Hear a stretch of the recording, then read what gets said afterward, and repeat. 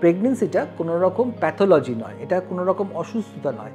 বা বর বলল আমার বউ তো অল্পতেই কীরকম একটা হাঁসফাঁস করে, ওর দ্বারা নর্মাল ডেলিভারি হবে না। কত সপ্তাহে জল ভাঙছে, বাচ্চার ওজন কী আছে, বা মায়ের কোনো কমপ্লিকেশনস আছে কি না, হয় না। তাহলে আগেকার দিনে এই যে এত বাচ্চা হতো এবং নর্মাল ডেলিভারি করে হতো, নর্মাল ডেলিভারি পরে সহবাস করতো বলেই তো বাচ্চাগুলো হতো। তাই কোনো কিছুই উইথাউট কমপ্লিকেশনস হয় না। এবং লোকে অনেকে ভাবে হিন্দি সিনেমা দেখে যে আমি এলাম, ব্যথা হলো, বাচ্চা বেরিয়ে গেলো, তারপরেই ডাক্তার বেরিয়ে বলছে কনগ্রাচুলেশনস আপকা লড়কা কে লড়কি হুই है, এরকম কিন্তু একদম নয়। নমস্কার, আজকে আমাদের একটা বিশেষ দিন তার কারণ আজকে আমাদের প্রথম পডকাস্ট। আর আজকে আমাদের সাথে উপস্থিত আছেন একজন কলকাতা শহরের বিশিষ্ট এবং অভিজ্ঞ গাইনেকোলজিস্ট, যিনি একজন আইভিএফ স্পেশালিস্টও বটে। সোশ্যাল মিডিয়াতে খুব পরিচিত একটা মুখ, অনেক মিথ বাস্ট করেছেন এবং আমাদের অনেক ভুল ধারণা ভেঙে দিয়েছেন। আজকে আমাদের সঙ্গে উপস্থিত আছেন ডক্টর ইন্দ্রনীল সাহা। আপনারা অনেকেই জানেন আমাদের প্রেগনেন্সিতে, বিশেষ করে দ্বিতীয় প্রেগনেন্সিতে ওনার গাইডেন্স, ওনার সাপোর্ট কতটা ছিল, সেই অভিজ্ঞতা আমরা দুজনে আপনাদের সঙ্গে এর আগেও শেয়ার করে নিয়েছিলাম। আজকে আমরা কথা বলবো নর্মাল ডেলিভারির ব্যাপারে। আসলে নর্মাল ডেলিভারিটাই এখন কীরকম একটা ব্যতিক্রমী বা এক্সেপশনাল ব্যাপার হয়ে গেছে, দেখাই যায় না। এর সাথে এটাও ঠিক যে এই নর্মাল ডেলিভারির ব্যাপারে আমাদের মধ্যে অনেক ভয়, অনেক দুশ্চিন্তা, অনেক ভুল ধারণা এবং প্রপার নলেজ বা আইডিয়াল নলেজের অভাব, সচেতনতার অভাব আছে। সেই জন্য এই বিষয়টাতে আমাদের গাইডেন্সের প্রয়োজন। সেই জন্যেই আমরা ডক্টর সাহার কাছ থেকে এই বিষয়ে যাবতীয় প্রশ্নের উত্তর জেনে নেব। আশা করব এই পডকাস্টটা আমাদের ভেতরে থাকা নর্মাল ডেলিভারি বা ভ্যাজাইনাল বার্থ নিয়ে যে সংশয়গুলো আছে, যে জটগুলো আছে, সেগুলো খুলে দেবে।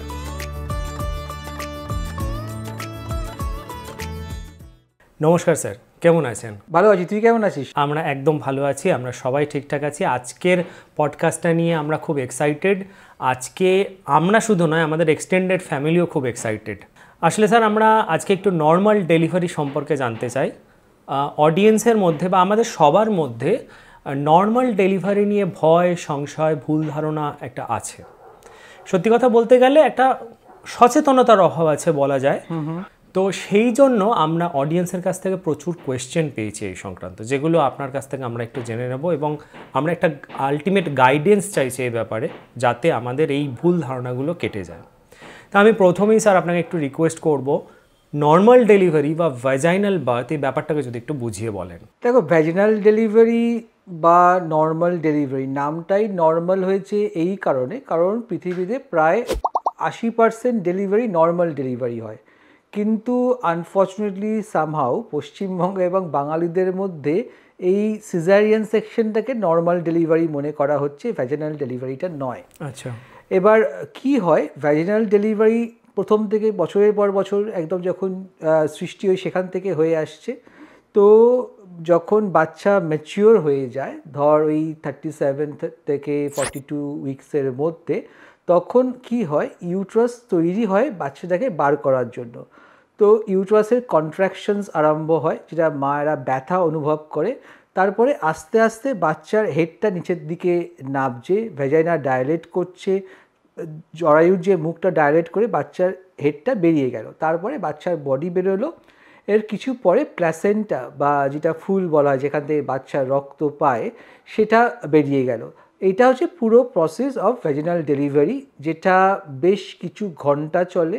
এবং লোকে অনেকে ভাবে হিন্দি সিনেমা দেখে যে আমি এলাম, ব্যথা হলো, বাচ্চা বেরিয়ে গেলো, তারপরেই ডাক্তার বেরিয়ে বলছে কনগ্রাচুলেশনস আপকা লড়কা কে লড়কি হুই है, এরকম কিন্তু একদম নয়। তো এটাই হচ্ছে নর্মাল ডেলিভারি, যেটা আমাদের মা ঠাকুমা সবাইকার হয়ে এসছে। কিন্তু দুর্ভাগ্যবশত এখন আমাদের এই প্রজন্মে বাঙালিদের মধ্যে বিশেষ করে কমে আসছে। আচ্ছা স্যার, বর্তমানে তো দেখা যায় যে সি সেকশন ব্যাপারটা অনেক বেশি। তো এই যে ভ্যাজাইনাল বার্থ মানে যেটা অ্যাকচুয়ালি নর্মাল ডেলিভারি, সেই দিকটাতে মানুষ কেন যাবে? মানে আমি বলতে চাইছি যে এই নর্মাল ডেলিভারি বা ভ্যাজাইনাল বার্থের অ্যাডভান্টেজটা কোথায়? দেখ, normal delivery, anything normal is normal না। তো নর্মাল ডেলিভারিতে যদি অ্যাডভান্টেজ ধরি, এটাকে আমরা দুরকমভাবে ভাগ করতে পারি। আচ্ছা, একটা হচ্ছে মায়ের কি অ্যাডভান্টেজ হবে, একটা হচ্ছে বাচ্চার কি অ্যাডভান্টেজ হবে। মায়ের অ্যাডভান্টেজ হচ্ছে যে যখন সে নর্মাল ডেলিভারি প্রসেসের মধ্যে দিয়ে যাচ্ছে, তার রিকভারি কিন্তু অনেক তাড়াতাড়ি হচ্ছে। ঠিক আছে। নর্মাল ডেলিভারিতে তোর 1 সপ্তাহ থেকে 2 সপ্তাহের মধ্যে একটা মা রিকভার করে যায়, যেটা কিন্তু সিজারিয়ান সেকশনের সময় প্রায় 3-4 সপ্তাহ লাগে, নাম্বার 1।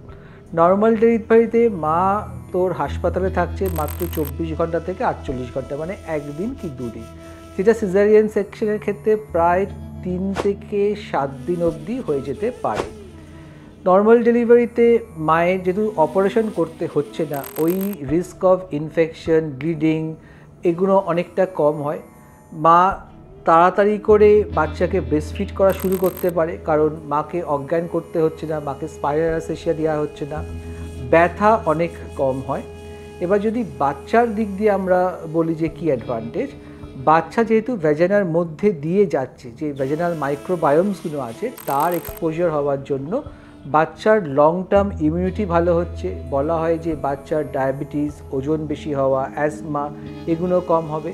যেহেতু নর্মাল ডেলিভারির মধ্যে ভেজালের মধ্যে দিয়ে যাচ্ছে, বাচ্চার লাংসটা স্কুইজ করছে, তাই জন্য বাচ্চার যে শ্বাসকষ্ট হয় অনেক সময়, ট্রানজিট অ্যাকিপনিয়া অফ নিউবর্ন, এইটা অনেক কম হচ্ছে। তো বাচ্চার তাড়াতাড়ি করে রিকভার করছে এবং মায়ের সাথে বাচ্চার বন্ডিং অনেক ভালো হচ্ছে। মা একটা কনফিডেন্স পাচ্ছে যে আমি নর্মাল ডেলিভারিটা করতে পারলাম, এটা সেন্স অফ অ্যাচিভমেন্ট থাকে। এটা কিন্তু বাচ্চা আর মায়ের বন্ডিংয়ের মধ্যে অনেকটা সাহায্য করে। মায়ের পোস্টপার্টাম ডিপ্রেশন বা এগুলোও দেখা যাচ্ছে একটু কম হতে পারে, কারণ সে অনেক তাড়াতাড়ি সুস্থ হচ্ছে, অনেক তাড়াতাড়ি সে নর্মাল কাজের মধ্যে ফিরে আসতে পারছে। হ্যাঁ, এইগুলো হচ্ছে নর্মাল ডেলিভারির অ্যাডভান্টেজ। আচ্ছা, তো এই যে নর্মাল ডেলিভারি বা এই যে ভাজাইনাল বার্থ হচ্ছে, এখানে কি কোনো কমপ্লিকেশনস অ্যারাইজ করতে পারে, মানে কোনো জটিলতা বা যে বিশেষ পরিস্থিতিতে গিয়ে নর্মাল ডেলিভারি বা ভাজাইনাল বার্থ পসিবল নয় বা সম্ভব নয়? আচ্ছা, আগের বারের মতোই এবারের প্রশ্নটাও আমি তো দুভাগে ভাগ করছি। একটা আছে যে এই যে কমপ্লিকেশনসগুলো আমরা বলছি, তাহলে মায়ের কী কমপ্লিকেশনস হতে পারে এবং বাচ্চার কী কমপ্লিকেশনস হতে পারে। তাই কোনো কিছুই উইথাউট কমপ্লিকেশনস হয় না। একটা হচ্ছে যে যদি নর্মাল ডেলিভারি শুরু করা হয়, তার মানেই কিন্তু আমরা শেষ অবধি পৌঁছচ্ছি না, কোনো একটা এমার্জেন্সির জন্য আমাদেরকে কিন্তু সিজারিয়ান সেকশন করতে হতে পারে।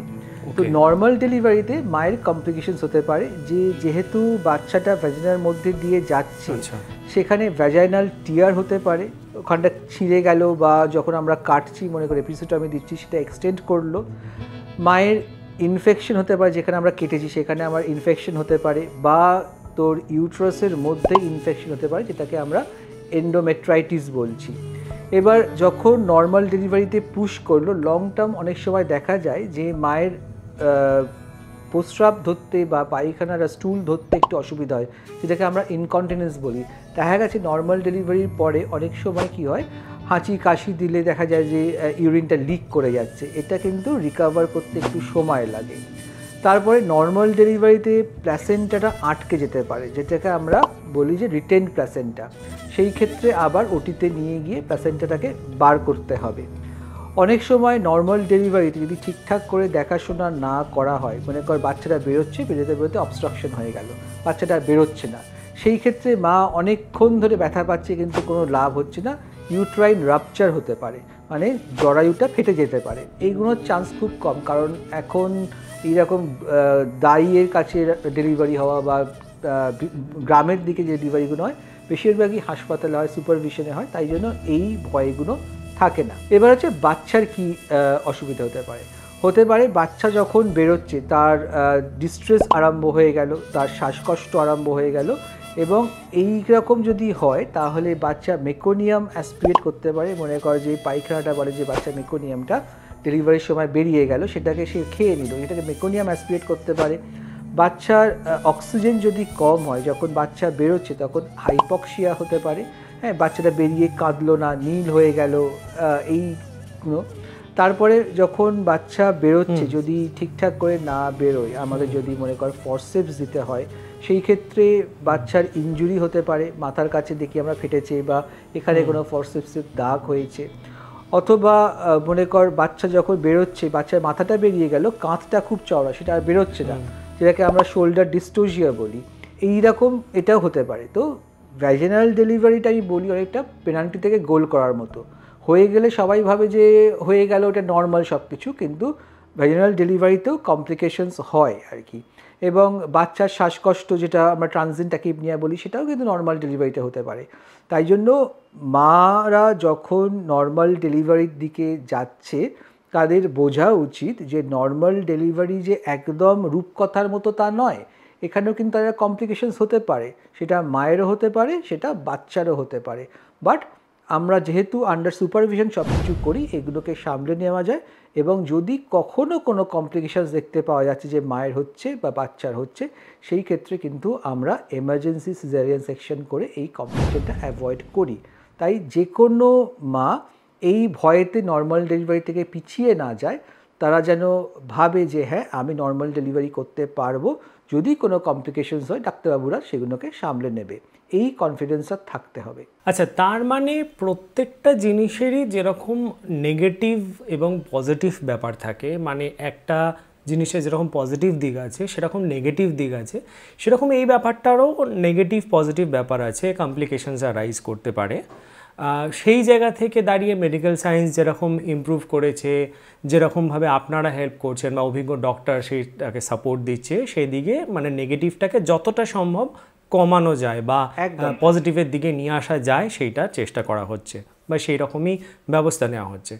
তো ধরুন কোনো মা, গর্ভবতী মা, সে প্রেগনেন্ট হওয়ার পরে সে মাইন্ডসেট করেছে যে সে নর্মাল ডেলিভারির দিকে যাবে।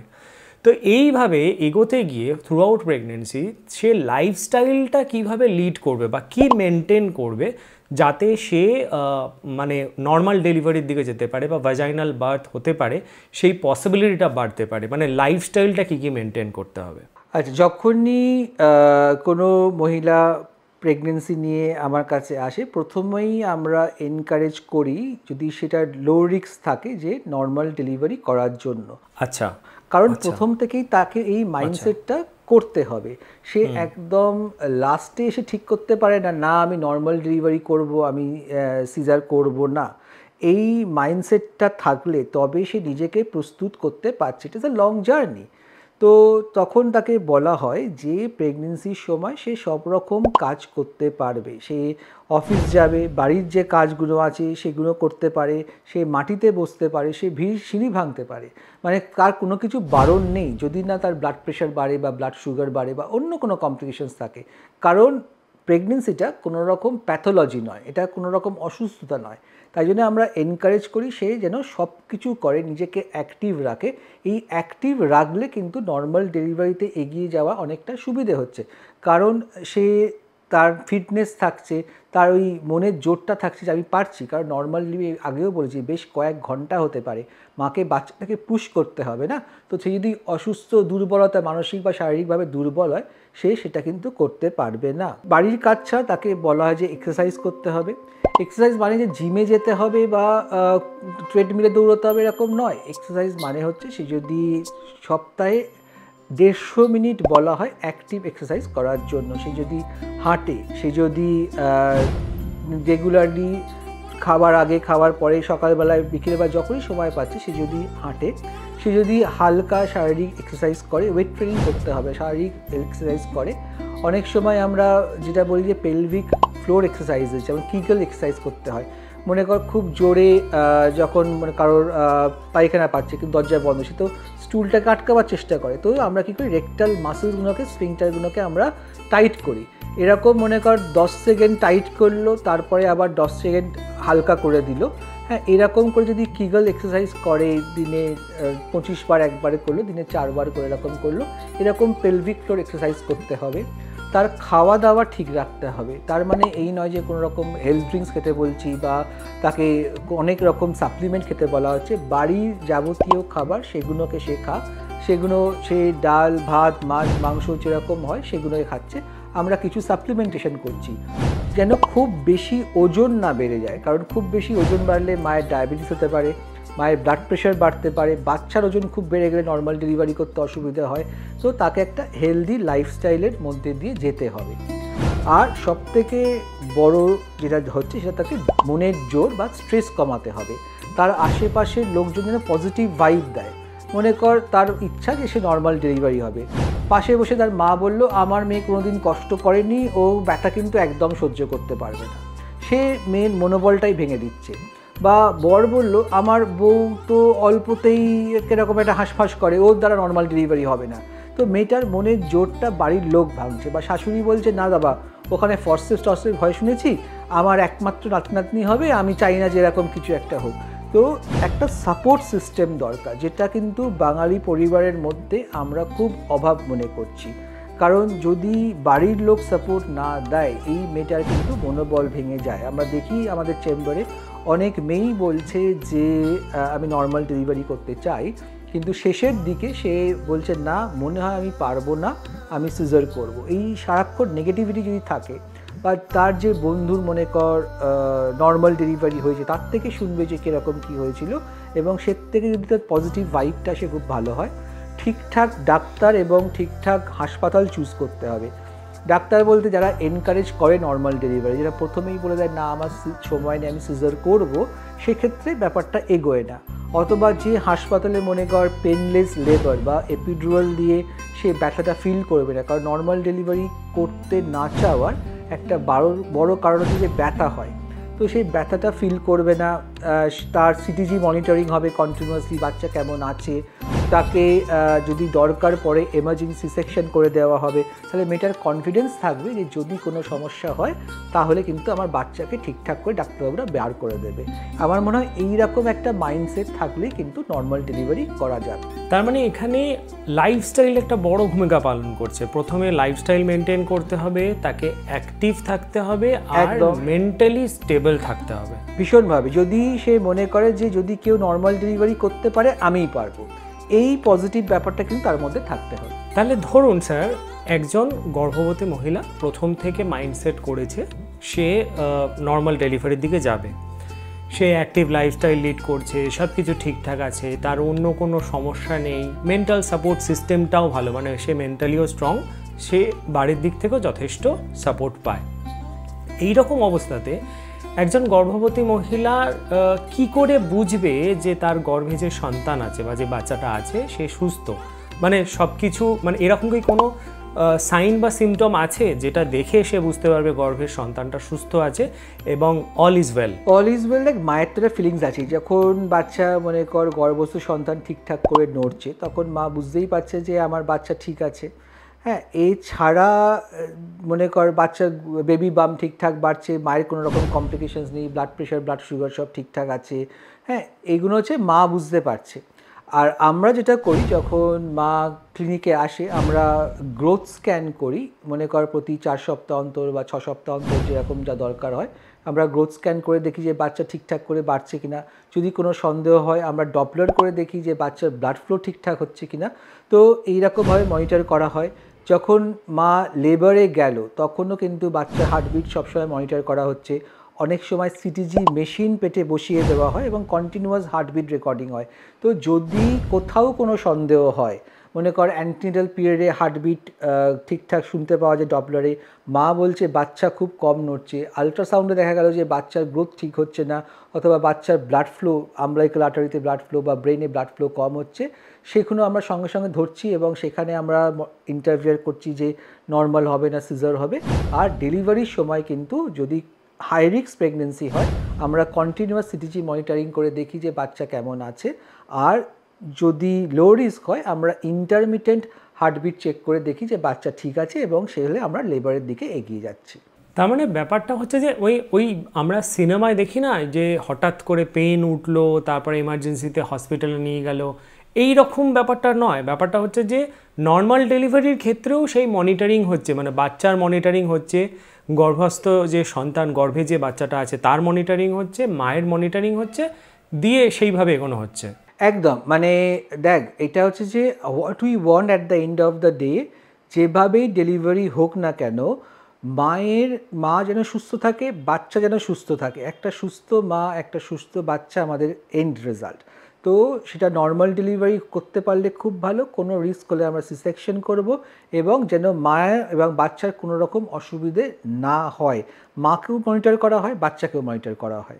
আচ্ছা আচ্ছা ডাক্তারবাবু, ধরুন একজন মা, একজন গর্ভবতী মহিলা, সে সিদ্ধান্ত নিয়েছে নর্মাল ডেলিভারির দিকে যাবে, তার মনিটরিং হচ্ছে, সব কিছু ঠিক আছে, সে শারীরিকভাবে সুস্থ, তার মনিটরিং করে যে রিপোর্টসগুলো এসছে বা ডায়াগনোসিস এসছে সেগুলো সব কিছু ওকে। এইবার এগোতে এগোতে এই যে এমার্জেন্সি সিচুয়েশান তা সত্ত্বেও আসে, তার মধ্যে একটা ভাইটাল হচ্ছে যেটাকে আমরা বাংলা ভাষায় জল ভেঙে যাওয়া বলি বা ওয়াটার ব্রেক বলি। তো কোনো গর্ভবতী মায়ের যদি সব কিছু ঠিক থাকা সত্ত্বেও, মেন্টালি ফিজিক্যালি সব কিছু ঠিক থাকা সত্ত্বেও এরকম ওয়াটার ব্রেকিং বা জল ভেঙে যাওয়ার মতন যে এমার্জেন্সি, সেই সিচুয়েশানটা যদি আসে, তাহলে সে কি স্টেপ নেবে বা কতক্ষণ সময় পাবে হাসপাতালে পৌঁছানোর জন্য? আচ্ছা, এই জল ভাঙলেই যে বাচ্চা বেরিয়ে যাবে এটা কিন্তু খুব ভুল ধারণা। এখানে আমরা দুটো ভাগে ভাগ করব, যে জলটা কখন ভাঙছে। যদি মনে কর 36 সপ্তাহ হয়ে গেছে, মানে বেবি ম্যাচিওর, মায়ের জল ভেঙে গেছে, সেখানে বলা হয় জল ভাঙাটা কী জিনিস না, মা বুঝতে পারছে যে কিছু একটা জল বেরিয়ে যাচ্ছে, ইউরিনের মতো জল বেরোচ্ছে, তার আন্ডার গার্মেন্টস ভিজতে পারে, সায়া বা প্যান্টি এগুলো ভিজছে, তার প্যাডটা ভিজে যাচ্ছে, তার পাটা মনে কর জল গড়িয়ে যাচ্ছে, সে যে বিছানায় বসেছিল বিছানার চাদরটা ভিজে গেল, শাড়ি ভিজে গেল, তার মানে সে বুঝতে পারলো যে জল ভেঙেছে। জল ভাঙলে কি হবে না, হাসপাতালে যেতে হবে। কতক্ষণে যেতে হবে, সে 2-3 ঘন্টা সময় পাবে। কিন্তু জল ভাঙলেই যে মা লেবারে চলে গেল, বাচ্চা বেরিয়ে গেল, তা কিন্তু নয়। তারপরে হাসপাতালে নিয়ে গিয়ে দেখা হবে যে বাচ্চা কীরকম আছে। যদি দেখা যায় যে মা লেবারে যাচ্ছে, তাহলে তাকে লেবারে পাঠানো হবে। যদি দেখা যায় যে জল ভাঙলো কিন্তু একদিন হয়ে গেল মা লেবারে যাচ্ছে না, সেই ক্ষেত্রে অ্যান্টিবায়োটিক কভার দেওয়া হয়, ব্যথা তোলার জন্য ওষুধ দেওয়া হয়, এইভাবে করা হয়। এবার মনে কর যে একটা প্রিটার্ম জল ভেঙে গেল, মার মনে কর 28 সপ্তাহ 30 সপ্তাহ এরকম সময় মায়ের জল ভেঙে গেল, সেক্ষেত্রেও বলছি আমরা হাসপাতালে যাবে। কিন্তু সেই ক্ষেত্রে আমরা কিন্তু সঙ্গে সঙ্গে বাচ্চাকে ডেলিভারি করছি না, আমরা মাকে হাসপাতালে ভর্তি রাখলাম। আমরা মায়ের যাতে ইনফেকশন না হয়, কোনো অসুবিধা না হয় মনিটর করছি, জ্বর আসছে কিনা বা ব্লাড টেস্ট করছি, বাচ্চার গ্রোথটা কীরকম আছে, ওজন কত আছে আমরা দেখছি। সেই ক্ষেত্রে কিন্তু আমরা চেষ্টা করব প্রেগনেন্সিটাকে প্রলং করতে। সঙ্গে সঙ্গে বাচ্চার ডেলিভারি হবে না, যাতে প্রিটার্ম ডেলিভারি হয়ে বাচ্চা এনআইসিইউতে না যায়। তাই জন্য মায়েদের ভয় পাবার কিছু নেই। এবার জল ভাঙার ম্যানেজমেন্ট ডিপেন্ড করছে যে কোন সময়, কত সপ্তাহে জল ভাঙছে, বাচ্চার ওজন কি আছে, বা মায়ের কোনো কমপ্লিকেশনস আছে কি না, সেইভাবে আমরা ম্যানেজ করব। টেক হোম মেসেজ হচ্ছে, যদি আপনার টার্ম বেবি হয়, মনে করুন 36-37 সপ্তাহ পেরিয়ে গেছে, জল ভাঙছে, প্যানিক না করে আপনি হাসপাতালে যান। জল ভাঙা মানেই কিন্তু এই নয় যে সঙ্গে সঙ্গে আপনার বাচ্চা বেরিয়ে যাবে। আসলে এই ব্যাপারগুলো নিয়ে না আমাদের একদম ক্লিয়ার আইডিয়া থাকে না, প্রচণ্ড সংশয় ব্যাপারগুলো নিয়ে। আসলে এই বিষয়গুলো নিয়ে এক একজন মানুষের এক এক রকম মতামত, এক একজন মানুষ এক এক রকম কথা বলে, যার জন্য আমরা পুরো কনফিউজ ব্যাপারগুলো নিয়ে। আমাদের কিন্তু ক্লিয়ার আইডিয়া নেই এই এমার্জেন্সি সিচুয়েশান বলুক আর নর্মাল যেটা হওয়া উচিত, এই পুরো ব্যাপারগুলো নিয়ে না আমাদের একদম কনফিউজড, একদম সংশয়ের মধ্যে থাকি আমরা। একদম ঠিক করে, আমাদের দেশে না অ্যান্টিনাটাল ক্লাস বলে কিছু হয় না। মনে কর প্রেগনেন্ট মায়েদের নিয়ে এটা অনেক 10-12টা মাকে নিয়ে বা আরও বেশি হাসপাতালে ক্লাস হচ্ছে, বা আমরা 1-to-1 বোঝাচ্ছি, এই ব্যাপারটা আমাদের দেশে হয় না। মা, মাসি, ঠাকুমা, দিদিমার কাছ থেকে সে শুনছে, তাই যে ভুল ধারণাগুলো বছরের পর বছর চলে আসে, সেগুলোই কিন্তু আবার হ্যান্ডওভার হচ্ছে, সেও আবার তার বন্ধুকে ভুল শেখাচ্ছে। তো এটা আমাদেরই দোষ যে আমরা হবু মাকে সব রকম ইনফরমেশন দিয়ে তার মনের জোর, তার ভয় কাটানো, এগুলো করতে পারছি না। এক্স্যাক্টলি, আমরাও মানে এই জায়গাটা থেকে খুবই চেষ্টা করছি যতটা সম্ভব মানুষের কাছে পৌঁছানো যায়। আমরা অনেক জায়গা দেখেছি এরকম যেখানে মানুষের সচেতনতার অভাব আছে, আমরা চেষ্টা করছি মানুষের কাছে যতটা এই ইনফরমেশনগুলো পৌঁছানো যায়, যতটা সচেতন করা যায়। একদম ঠিক, তো চ্যানেলে এই কাজটা খুব ভালো করছিস in fact. Thank you sir. Sir, এবার একটা জায়গাতে আসি, ইন্ডাকশন অফ লেবার বা কৃত্রিমভাবে প্রসব তৈরি করা বা প্রসব করানো, এই ব্যাপারটা আমরা শুনেছি, এই ব্যাপারটা সম্পর্কে আমরা জানতে চাই, এইটা যদি একটুখানি ডিটেলসে বলেন। আচ্ছা, ইন্ডাকশন অফ লেবার বা আমরা ব্যথা তুলছি বা লেবারে নিয়ে যাচ্ছি, এটা কি হচ্ছে, বাচ্চা যদি মায়ের পেটের মধ্যে তো দিনের পর দিন থাকবে না, একটা এক্সপেক্টেড ডেট অফ ডেলিভারি হিসেব করা হয় যে এর মধ্যে বাচ্চাটার বেরোনো দরকার, সেটা 10 মাস মতো হচ্ছে। তো সেই ডেটটা যখন পেরিয়ে যায় তখন আমরা চেষ্টা করি যে মায়ের ব্যথা তুলতে। তার জন্য যেটা করা হয়, প্রথমে একটা মেমব্রেন সুইপ করা হয়, জরায়ুর মুখের মধ্যে আঙুল দিয়ে আমরা এই যে অ্যামনিওটিক মেমব্রেনটা যে সুইপ করি, এতে প্রস্টাগ্ল্যান্ডিন জাতীয় একটা হরমোন বেরোয় এবং মা লেবারে যায়। যদি না যায় তাহলে আমরা কিছু জেল বা ট্যাবলেট দিই, সেগুলোতে মা আস্তে আস্তে ব্যথা ওঠে এবং লেবারে যায়। অথবা মনে কর জল ভেঙে গেছে কিন্তু মা লেবারে যাচ্ছে না, জলটা বেরিয়ে যাচ্ছে, বাচ্চা ডিস্ট্রেসড হচ্ছে, তখনও আমরা এই ওষুধপত্রগুলো দিই। অথবা মায়ের ব্লাড প্রেশার খুব বেড়ে গেছে, ব্লাড সুগার খুব বেড়ে গেছে, বাচ্চাটা খুব ছোট ডিস্ট্রেসড, মাকে লেবারে নিয়ে যেতে পারলে ভালো হয়, এই সব ক্ষেত্রে কৃত্রিমভাবে আমরা ব্যথা তুলি।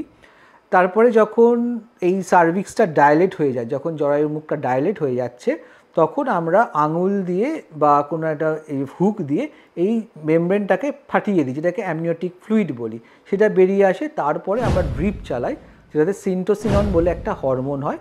এই হরমোনটা জরায়ুর কন্ট্রাকশনসটাকে বাড়ায় এবং আস্তে আস্তে মা লেবারে চলে যায় এবং বাচ্চার ডেলিভারি হয়। সাধারণত 38 to 41 উইক্সের মধ্যে যদি ডেলিভারি না হয় আমরা ইন্ডাকশন করি। যদি কোনো মেডিকেল কারণ থাকে তাহলে কিন্তু আমরা একটু আগে ইন্ডাকশন করি। আচ্ছা, আমি আলোচনার মাঝখানেই দর্শকদের উদ্দেশ্যে একটা কথা বলে রাখি। ডক্টর ইন্দ্রনীল সাহাকে আপনারা যারা দেখাতে চান, যারা অ্যাপয়েন্টমেন্ট নিতে ইচ্ছুক, সেটা কনসেপশন ওরিয়েন্টেড হতে পারে, প্রেগনেন্সি ওরিয়েন্টেড হতে পারে, ডেলিভারি বা সেরকম কোনো সংক্রান্ত, বা ফার্টিলিটি ওরিয়েন্টেড হতে পারে, আইভিএফ ট্রিটমেন্টের জন্য, যারা ডক্টর ইন্দ্রনীল সাহার কাছে চিকিৎসা করাতে চান, তাদের জন্য অ্যাপয়েন্টমেন্ট কন্ট্যাক্ট ডিটেলসটা আমাদের ডেসক্রিপশন বক্সে আছে। সেই নাম্বারে যোগাযোগ করে আপনারা অ্যাপয়েন্টমেন্ট ব্যবস্থা করতে পারেন। উনি কোথায় বসেন সেই সংক্রান্ত বিস্তারিত ডিটেলসও দেওয়া আছে, সেখান থেকে কন্ট্যাক্ট করে আপনারা অ্যাপয়েন্টমেন্ট ব্যবস্থা করতে পারেন। যাই হোক, ব্যাক টু আওয়ার ডিসকাশন। ডাক্তারবাবু, ইন্ডাকশন অফ লেবার এই ব্যাপারটা তো আমরা বুঝলাম। এবার এপিসিওটমি নামে একটা কথা আমরা শুনেছি, যেটাকে ভেজাইনাল কাট বলা হয়। নর্মাল ডেলিভারির ব্যাপারেও বা নর্মাল ডেলিভারির ক্ষেত্রে কি এটা আবশ্যিক হয়ে থাকে, মানে করাতেই হয়? যদি করাতে হয় তো এই এপিসিওটমি ব্যাপারটাতে কি কি কমপ্লিকেশনস অ্যারাইজ করতে পারে, এটা যদি একটু বলেন। আচ্ছা, এটা না একটা ধারণা লোকের মনের মধ্যে হয় যে নর্মাল ডেলিভারি করলেই এপিসিওটমি দেওয়া হবে। তা কি হয়, এটা যদি আমি ভেজাইনার ধরি, এখান দিয়ে আমার বাচ্চাটা বেরোচ্ছে, তো এপিসিটমি এই ভ্যাজানার মুখের কাছে একটা কাটা হয়, যাতে এই স্পেসটা একটু ওয়াইডার হয়ে গেল, বাচ্চাটার মাথাটা বেরোতে সাহায্য করে। এবারে সারা পৃথিবীতে এখন চেষ্টা করা হচ্ছে যে নন ইন্টারভেনশনাল ডেলিভারি, মানে আমরা কোনো কাটাকুটি কিছু করব না, আমরা ধৈর্য ধরবো, বাচ্চার মাথাটা আস্তে আস্তে বেরোবে। এবং এপিসিটমি রেট এখন পৃথিবীতে দেখা গেছে যে 10 থেকে 15% মতো। কিন্তু দুর্ভাগ্যবশত ভারতবর্ষে এই এপিস্টমি রেটটা কিন্তু খুব হাই, প্রায় 60 থেকে 65% হয়, মানে বেশিরভাগ সময় দিতে দেওয়া হয় আর কি। তো এই কাটাটার অ্যাডভান্টেজও আছে, ডিসঅ্যাডভান্টেজও আছে। এবার যদি আমি এপিস্টমি দিয়ে বাচ্চার মাথাটা বার করাতে সাহায্য করি, তাহলে কিন্তু আমার এই কাটটা নিচের দিকে রেকটাম থাকে, ওখানে কিন্তু যাবে না, রেকটাল ইনভলভমেন্ট কম হবে, ট্রমা কম হবে। কিন্তু অ্যাট দ্য সেম টাইম যদি আমি এপিসিটমিটা দিই, তাহলে কিন্তু পরবর্তীকালে একটা সেলাই দিয়ে আমাকে করতে হচ্ছে, ব্যথা হচ্ছে, ইনফেকশনের চান্স বাড়ছে, ওখানে ব্লিডিংয়ের চান্স বাড়ছে। এইগুলো কিন্তু আমাকে ভাবতে হবে যে এপিসিটমির কমপ্লিকেশনস হতে পারে। কিন্তু কিছু কিছু ক্ষেত্রে এপিসিটমি কিন্তু দিতেই হবে। মনে কর বাচ্চাটা বেরোবার টাইম হয়ে গেছে কিন্তু মা আর পুশ করতে পারছে না, আমরা তখন ফরসেপস দিচ্ছি বা ভনটুস দিচ্ছি, সেই ক্ষেত্রে এপিসিটমি দিয়ে তাড়াতাড়ি করে হয়। বা কখনো বাচ্চাটা খুব ডিস্ট্রেস হয়ে গেছে, আমরা দেখতে পাচ্ছি হার্টবিট ওপর নিচে করছে, সেই ক্ষেত্রে কিন্তু যদি আমরা এপিসিটমি দিই, তাড়াতাড়ি করে মাথাটাকে বের হতে সাহায্য করে। কিন্তু আমরা এখন চেষ্টা করি যাতে নর্মাল ডেলিভারিতে এপিসিটমি মাস্ট না হয়, দরকার পড়লে কোনো কারণ থাকলে আমরা এপিসিটমি দেব, কিন্তু মায়েদের ভয় নেই যে এপিসিটমি সবসময় দেওয়া হয়। এবং এপিস্টেমি দিলে পরবর্তীকালে কমপ্লিকেশনস হতে পারে। তার মানে কমপ্লিকেশন হতে পারে, কমপ্লিকেশনটা যাতে আরও সিভিয়ার দিকে না যায় সেই জন্য একটা ব্যবস্থা নেওয়া, আর এটা ম্যান্ডেটারি নয়, যদি পরিস্থিতি হয় তখন একটা ব্যবস্থা নেওয়া যাতে সেটা সিভিয়ার কন্ডিশন মানে আরও খারাপ জায়গায় না যায়। একদম তাই, এপিস্টেমিক কমপ্লিকেশনস হতেই পারে। তোর ওই যেখানে কাটা হলো সেখানটা মনে কর ইনফেকশন হলো, সেখানে রক্ত জমলো, হ্যাঁ, এই কমপ্লিকেশন, বা মনে কর ব্যথার জন্য পরবর্তীকালে মায়ের সহবাস করতে অসুবিধা হচ্ছে। কিন্তু যদি এপিস্টেমি দিয়ে দেওয়া হয়, ডাক্তারবাবু বা নার্সরা তাদের কিন্তু বলে দেয় যে এপিস্টেমি উনটা কী করে যত্ন নিতে হবে, সেখানটা পরিষ্কার করতে হবে, পায়খানা করার পরে মনে কর জল দিয়ে ভালো করে পরিষ্কার করা, ওখানে দরকার পড়লে মরম লাগানো, গরম সেঁক দেওয়া, হ্যাঁ, এগুলো কিন্তু বুঝিয়ে দেওয়া হয়, সিজ বাথ নেওয়া, হ্যাঁ। সেই জন্য আমরা যদি দিয়েও আর কি যাতে কোনো রকম ইনফেকশন পরবর্তীকালে না হয় তার একটা চেষ্টা করতে হবে। আচ্ছা ডাক্তারবাবু, বুঝতে পারলাম। এইবার এই লাইনেই আরেকটা কোয়েশ্চেন করি, সেটা হচ্ছে ফরসেপসের ব্যবহার আমরা শুনেছি নর্মাল ডেলিভারির ক্ষেত্রে হয়, তো ফরসেপসের ব্যবহারটাও কি ম্যান্ডেটরি হয়, মানে আবশ্যিকভাবে নর্মাল ডেলিভারির ক্ষেত্রে করতে হয়, বা যদি কোনো বিশেষ পরিস্থিতি থাকে যেখানে ফরসেপসের ব্যবহার হয় সেক্ষেত্রে কি বাচ্চার কোনো ক্ষতি হয়? আচ্ছা, ফরসেপস কিন্তু দেওয়া হয় খুব কম, এবং আবার একই রকম নর্মাল ডেলিভারিতে মায়েদের অনেক সময় না এগোনোর কারণ হচ্ছে যে ফরসেপস ডেলিভারি। লোকে ভাবে, একটা ধারণা আছে যে ফরসেপস দিলে আমার বাচ্চার ব্রেনে ইনজুরি হবে, সে পরবর্তীকালে অঙ্কে কম নম্বর পাবে, এবং এটা একটা ভয়ের কারণ যে আমি নর্মাল করবো না যদি ফরসেপস দিতে হয়। প্রথম কথা হচ্ছে যে ফরসেপস দেওয়ার চান্স 3 to 5% মতো, তার থেকে বেশি ফরসেপস আমরা দিই না। নাম্বার 2 হচ্ছে প্রপার ইন্ডিকেশন না থাকলে ফরসেপস দেওয়া হয় না, এবং আজকাল ডিফিকাল্ট ফরসেপস দেওয়া হয় না। যদি মনে হয় যে ফরসেপস দিলে ডিফিকাল্ট হবে, আমরা কিন্তু সিজারিয়ান করে দিই। তাই জন্য অহেতুক ডিফিকাল্ট ফরসেপসের ভয় কিচ্ছু থাকা উচিত নয়। ফরসেপস কখন দেওয়া হয়, মনে করো একই কারণ, হেডটা নেবে এসছে, এবার বাচ্চার ডিস্ট্রেস হচ্ছে, হার্টবিট ড্রপ করছে, ফরসেপস দিয়ে আমরা তাড়াতাড়ি করে 1-2 মিনিটের মধ্যে বার করতে পারি। বা মনে কর হেড এসে গেছে, মা অনেকক্ষণ ধরে পুশ করছে, 1 ঘন্টা 1.5 ঘন্টা করে পুশ করছে, কিন্তু বাচ্চা মাথাটা বেরোচ্ছে না, বাচ্চার ক্যাপুট ফর্মেশন হচ্ছে, মাথার দিকটা ফুলে যাচ্ছে, সেই ক্ষেত্রে কিন্তু আমরা ফরসেপস দিই। তো যদি মনে হয় একটা বা দুটো পুলে ফরসেপসটাকে ইজিলি লাগিয়ে আমরা টান দিয়ে বার করে দেবো বাচ্চাটাকে, তাহলে কিন্তু আমরা ফরসেপস দিই। যদি মনে হয় যে না, এটা বাচ্চাটাকে নানা রকম কমপ্লিকেশনস করতে পারে, তার মাথার ইনজুরি হতে পারে, বা তার অসুবিধে হতে পারে, বা ট্রমা হতে পারে মায়ের ভেজাইনার মধ্যে, আমরা কিন্তু এই ডিফিকাল্ট ফরসেপস দিই না, সেই ক্ষেত্রে কিন্তু আমরা সিজারিয়ান সেকশন করে দিই। তাই জন্য নর্মাল ডেলিভারি মানেই ফরসেপস তা নয়, ফরসেপস মানেই যে বেবির কোনো কমপ্লিকেশনস হবে তা নয়। দরকার পড়লে ভেবে চিনতে আমরা ফরসেপস দেবো, এবং আজকাল ইজি ফরসেপস না হলে ফরসেপস দিই না, ডিফিকাল্ট ফরসেপস কিন্তু দেওয়া হয় না। ডাক্তারবাবু সত্যি বলছি, আজকে আমরা না অনেক অনেক কিছু আইডিয়া পাচ্ছি, অনেক সম্পর্কে মানে অনেক বিষয় সম্পর্কে আমাদের ক্লিয়ার আইডিয়া হচ্ছে, যেগুলো আমাদের ক্লিয়ার আইডিয়া থাকে না, নেই, যেখানে কোনো গাইডলাইন নেই, যেখানে কোনো সেরকমভাবে গাইডেন্স পাওয়া যায় না, সঠিকভাবে সিদ্ধান্ত নিতে মানে অসুবিধা হয়, সেখানে সত্যি আজকে আপনার কাছ থেকে যে বিষয়গুলো আমরা জানতে পারছি এগুলো মানে সত্যি খুব হেল্পফুল, খুবই হেল্প করবে। তো ডাক্তারবাবু এবার আমরা একটু অন্য লাইনে আসছি। দর্শক মণ্ডলীর কাছ থেকে আমরা বেশ কিছু কোয়েশ্চেন পেয়েছি যেগুলো খুব কমন। আসল ব্যাপারটা হচ্ছে যে আজকে ঘরে ঘরে কিছু সমস্যা খুব কমন দাঁড়িয়ে গেছে, মানে প্রত্যেকটা ঘরে ঘরেই আছে। সেটা পিসিওডি হতে পারে, সেটা থাইরয়েডের সমস্যা হতে পারে, সেটা হিমোগ্লোবিনের সমস্যা হতে পারে। তো এই যে প্রবলেমগুলো, ধরুন কেউ ডিসিশন নিচ্ছে যে নর্মাল ডেলিভারির দিকে যাবে, তো এই সমস্যাগুলো যদি কারোর থেকে থাকে তাহলে কি এই নর্মাল ডেলিভারির সিদ্ধান্ত নিতে অসুবিধা হবে? আমি আরেকবার রিপিট করি, ধরুন কারোর ওভারিয়ান সিস্টের সমস্যা থাকলো, কারোর থাইরয়েডের প্রবলেম থাকলো, থাইরয়েড ম্যালফাংশন হলো, কারোর হিমোগ্লোবিন কম পাওয়া গেল, আরেকটা খুব কমন প্রবলেম এসে দাঁড়ায়, সেটা হচ্ছে কর্ড অ্যারাউন্ড দ্য নেক, অর্থাৎ গর্ভাবস্থাতে বাচ্চার গলার চারপাশে কর্ড যেটা এমবিলিক্যাল কর্ড যেটা সেটা পেঁচিয়ে গেছে। এই রকম পরিস্থিতিগুলোতে কি নর্মাল ডেলিভারি পসিবল?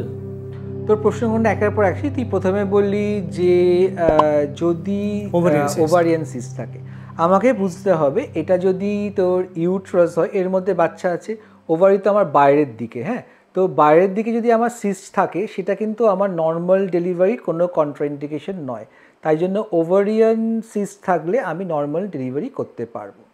এবার হচ্ছে তো থাইরয়েড বেশি বা কম। যদি প্রেগনেন্সির সময় ধরা পড়ে যে থাইরয়েডের হরমোনের সমস্যা আছে, আমরা কিন্তু ওষুধ দিয়ে থাইরয়েডের হরমোনটাকে নর্মাল রাখি। আমরা টিএসএইচ লেভেল 3.5 বা কেউ বলে 3-এর কমে রাখতে।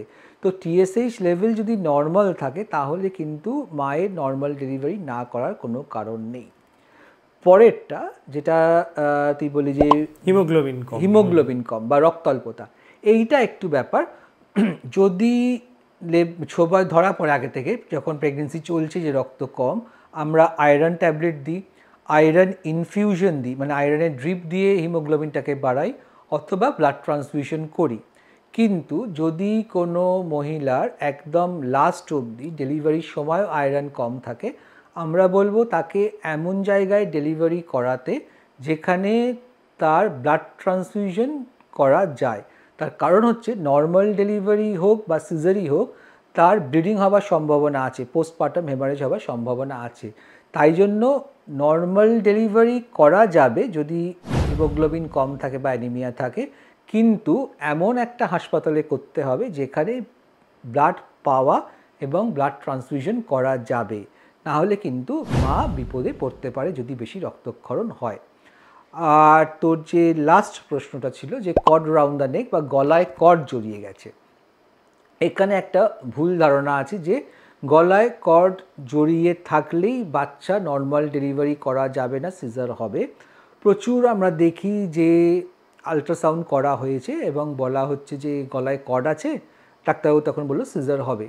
এটা কিন্তু একদম নয়। যদি গলায় মনে কর কর্ড থাকে, 30-70% কর্ড থাকতে পারে, গলায় লুজ কর্ড থাকতে পারে। অনেক নর্মাল ডেলিভারি আমরা দেখি যেখানে গলায় কর্ড নিয়ে বাচ্চা জন্মাচ্ছে, সেই কর্ডটা একটা থেকে দুটোও হতে পারে, আবার কর্ডটা খুলেও যেতে পারে। তাই জন্য গলায় কর্ড আছে বলছে আল্ট্রাসাউন্ডে, তার মানে যে নর্মাল ডেলিভারি করা যাবে না তা নয়। কিন্তু গলার কর্ডটা যদি খুব টাইট হয়ে যায় তাহলে বাচ্চার ব্লাড কম যাবে, সেই ক্ষেত্রে বাচ্চার হাইপক্সিয়া হবে। যেটা করা হয় যদি নর্মাল ডেলিভারি হয় এবং আমরা যদি দেখি যে হার্টবিটটা বাড়ছে কমছে, তাহলে আমরা সাসপেক্ট করি যে গলায় কর্ড রয়েছে, এবং যদি ইজি নর্মাল ডেলিভারি না হয় আমরা কিন্তু সিজারে চলে যাই। অথবা যদি কন্টিনিউয়াস সিটিজি মনিটরিং হয়, আমরা বুঝতে পারি ওই হার্টবিটের ট্রেসিংটা দেখে যে কর্ড রয়েছে, বাচ্চার ডিস্ট্রেস রয়েছে, আমরা সিজার করলাম। অথবা কর্ড থাকলে অনেক সময় বাচ্চার মাথাটা নিচের দিকে নামে না, তো মা পুশ করছে কিন্তু বাচ্চা নামছে না মাথাটা, সেই ক্ষেত্রে যদি পসিবল হয় আমরা ফরসেপস দিয়ে বার করি, না হলে সিজার করি। তাই জন্য গলায় কর্ড থাকা মানে ভয়ের কিছু নয়, আপনারা অহেতুক ভয় পাবেন না। আমরা নর্মাল ডেলিভারির চেষ্টা করতে পারি, কিন্তু যদি কখনো মনে হয় যে নর্মাল ডেলিভারি করতে গেলে বাচ্চার ক্ষতি হতে পারে, আমরা কিন্তু সঙ্গে সঙ্গে এটা সিজারে কনভার্ট করব। আচ্ছা, তার মানে আলটিমেট ব্যাপারটা হচ্ছে সব কিছু প্রিপারেশান নিয়ে এগোনো, মাইন্ডসেট রইল নর্মাল ডেলিভারির, সব কিছু ঠিকঠাক রইল। যদি কোনো এক্সিজেন্সি বা এমার্জেন্সি আসে, যেক্ষেত্রে মায়ের কোনো এমার্জেন্সি হতে পারে বা বাচ্চার কোনো এমার্জেন্সি হতে পারে বা সেরকম ক্ষতি হতে পারে, সেই রকম পরিস্থিতি বোঝা গেলেই তখন সেটা সি সেকশনের দিকে নিয়ে যাওয়া। একদম তাই, একদম ঠিক বলেছিস। তাহলে ডাক্তারবাবু এইবার আমরা আমাদের আলোচনাটাকে একটু সরিয়ে নিয়ে আসছি।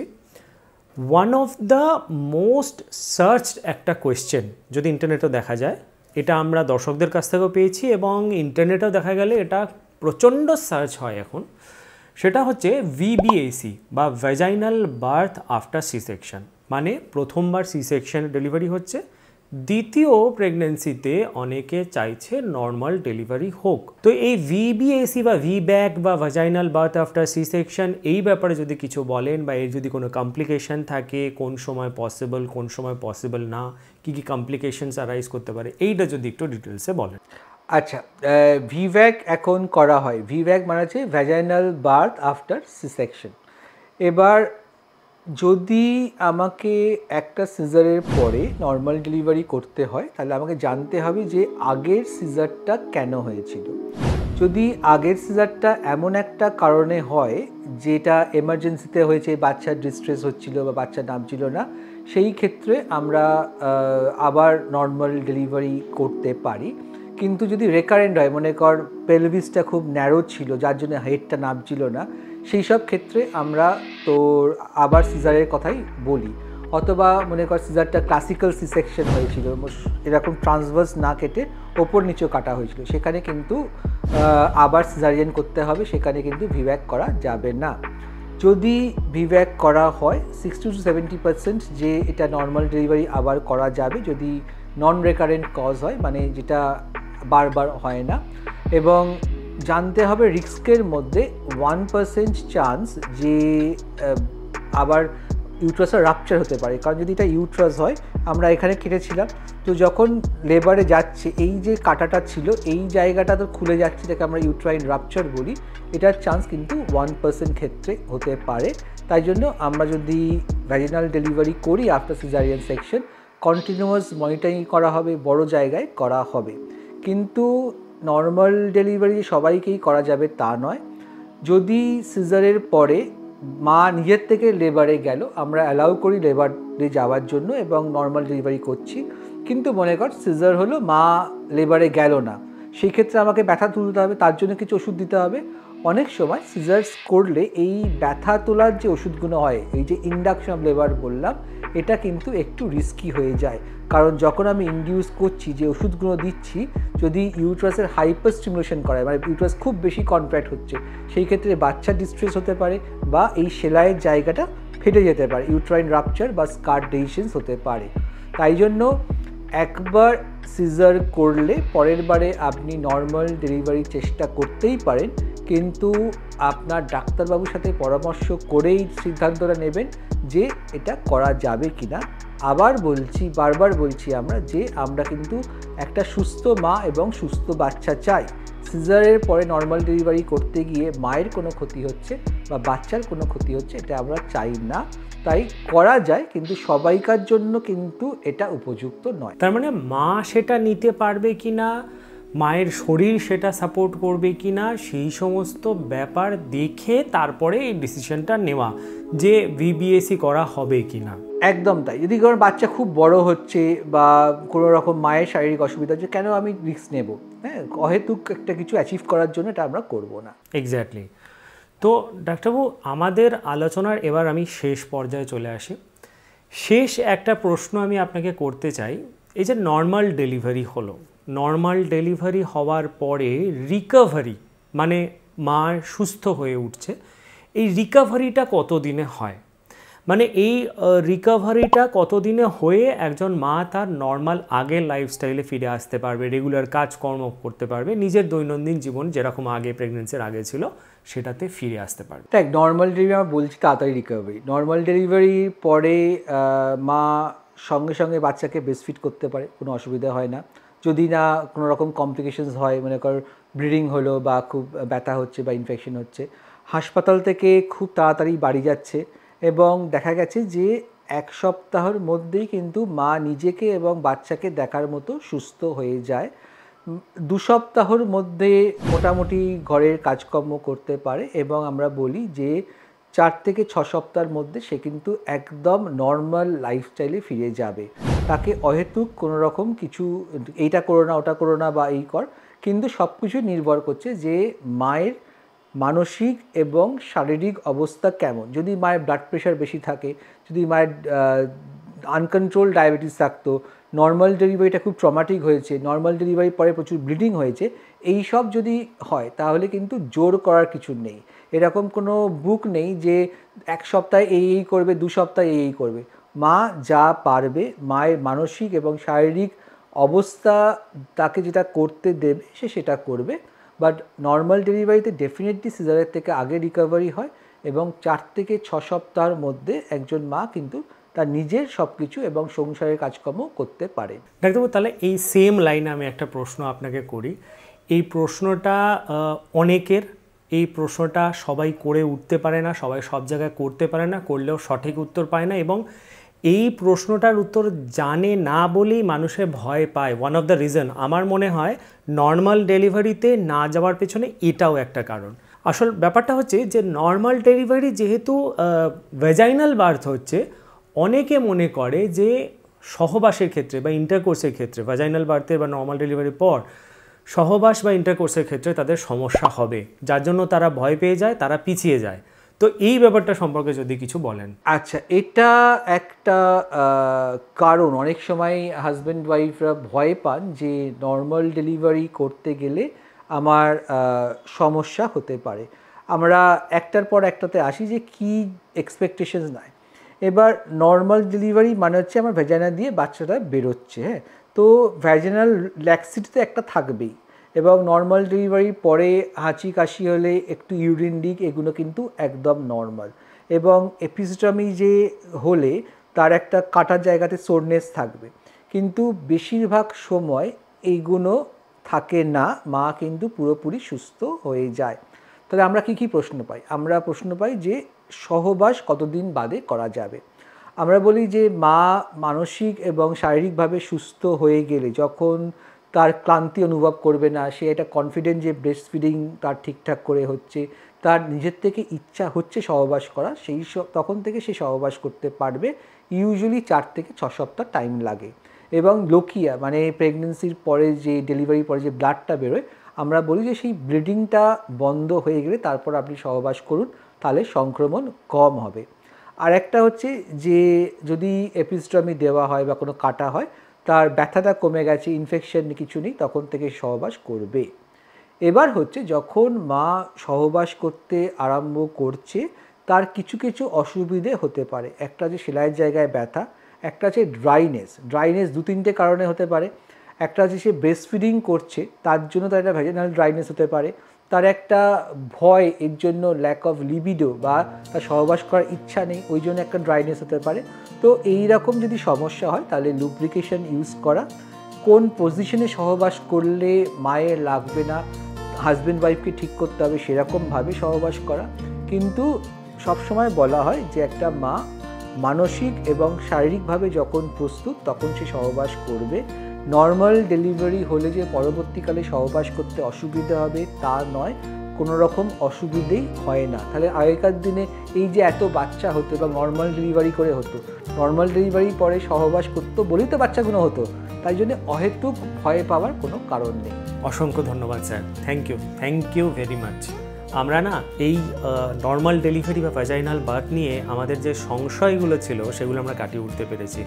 একটা ক্লিয়ার আইডিয়া, একটা ক্লিয়ার আউটলাইন পেলাম। Thank you. মানে আমাদের মনে এই নিয়ে অসংখ্য প্রশ্ন ছিল, সেই প্রশ্নগুলোর আনসার আমরা আজকে পেয়েছি, একটা ক্লিয়ার গাইডেন্স পেলাম। অসংখ্য ধন্যবাদ। Thank you very much. Thank you. আশা করব আপনারা যারা এই সংক্রান্ত প্রশ্নগুলো করেছিলেন তারা প্রত্যেকেই তাদের উত্তরগুলো পেয়েছেন।